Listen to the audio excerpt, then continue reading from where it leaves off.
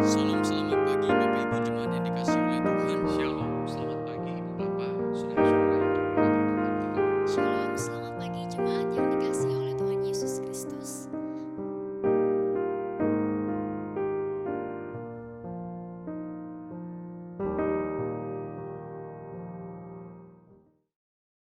Shalom, selamat pagi Ibu Bapak, saudari-saudara yang diberkati Tuhan. Semoga kita semua berada di dalam penyertaan dan perlindungan Tuhan.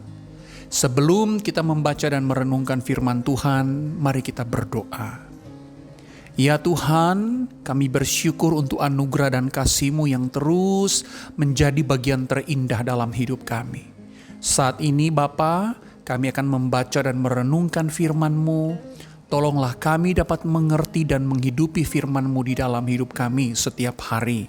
Di dalam nama Yesus kami berdoa. Amin. Saudara, tema perenungan kita pagi hari ini disebut dengan iman yang tidak menyelamatkan. Firman Tuhan diambil dari Yakobus pasal 2 ayatnya yang ke-14 yang berbunyi demikian. Apakah gunanya saudara-saudaraku, jika seorang mengatakan bahwa ia mempunyai iman, padahal ia tidak mempunyai perbuatan? Dapatkah iman itu menyelamatkan dia? Saudara, iman adalah salah satu topik yang paling penting di dalam kekristenan. Sayangnya banyak orang Kristen keliru memahami tentang iman. Sebagian orang Kristen memahami bahwa iman adalah tentang pengetahuan semata dan tidak ada kaitannya dengan perbuatan.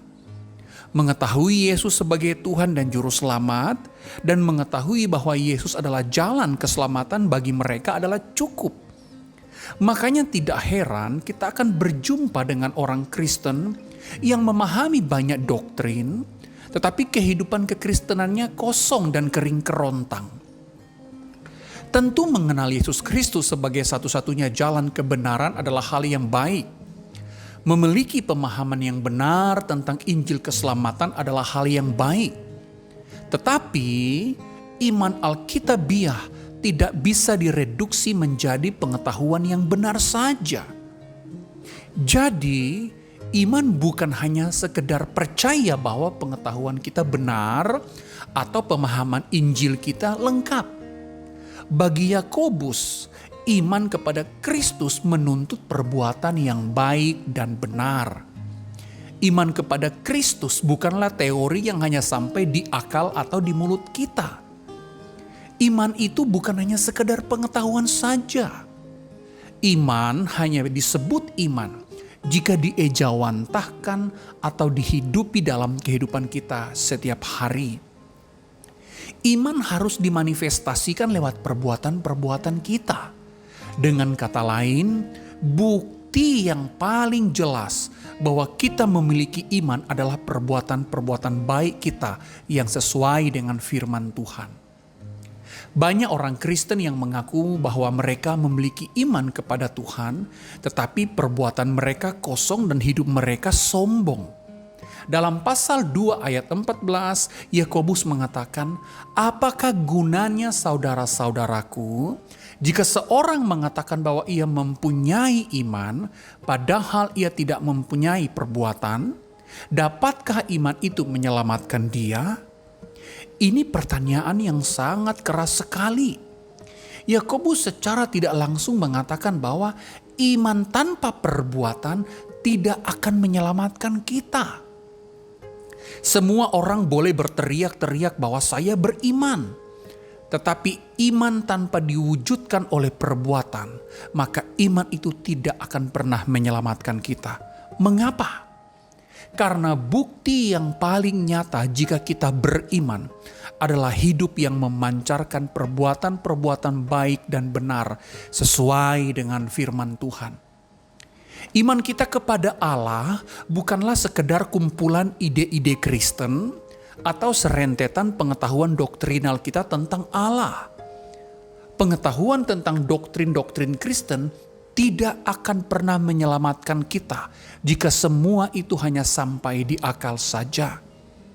Bahkan Yakobus menyindir penerima surat Yakobus dengan mengatakan, engkau percaya bahwa hanya ada satu Allah saja, itu baik. Tetapi setan-setan juga percaya akan hal itu dan mereka gemetar. Ironinya saudara, banyak orang Kristen yang mengaku percaya, tetapi hidup mereka menggambarkan pola hidup yang tidak takut akan Tuhan. Seolah-olah Yakobus mengatakan bahwa ada orang Kristen yang tidak takut akan Allah. Mereka lebih baik setan-setan yang takut dan gemetar akan Allah. Iman mereka kandas sampai di akal dan di mulut saja. Yakobus mengingatkan bahwa iman tanpa perbuatan adalah mati. Yakobus memakai penggambaran seperti tubuh tanpa roh, pada dasarnya adalah orang mati. Saya khawatir saudara, jika kita ternyata hanyalah orang Kristen mayat hidup. Kita ke gereja, kita memiliki banyak pengetahuan, kita beribadah, kita berdoa, kita mengklaim kita percaya kepada Allah. Tetapi perbuatan dan tindakan kita dipenuhi dengan keinginan daging dan dosa. Kerohanian kita mati. Orang Kristen mayat hidup adalah mereka yang mengklaim diri mereka sebagai orang percaya. Tetapi hidup tanpa perbuatan-perbuatan yang memancarkan iman mereka. Saudara, iman dalam bahasa Yunani berasal dari kata pistis. Dalam konteks mengikuti Yesus, pistis lebih tepat diterjemahkan dengan kesetiaan total kepada Allah atau ketaatan total kepada Allah. Artinya, iman berarti suatu tindakan untuk memberikan seluruh kehidupan kita kepada Yesus Kristus dan mengikutnya dengan penuh ketaatan dan kesetiaan. Tentu hal ini tidak dapat dipisahkan dari pekerjaan Roh Kudus yang memampukan dan menopang kita. Inilah mengapa iman seharusnya mentransformasi kehidupan kita secara utuh sehingga pikiran, perkataan, dan perbuatan kita memancarkan Kristus.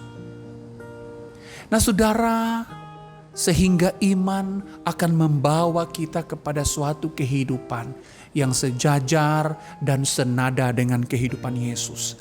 Di mana kita ada berbagai manifestasi perbuatan-perbuatan Kristus terpancar melalui kita.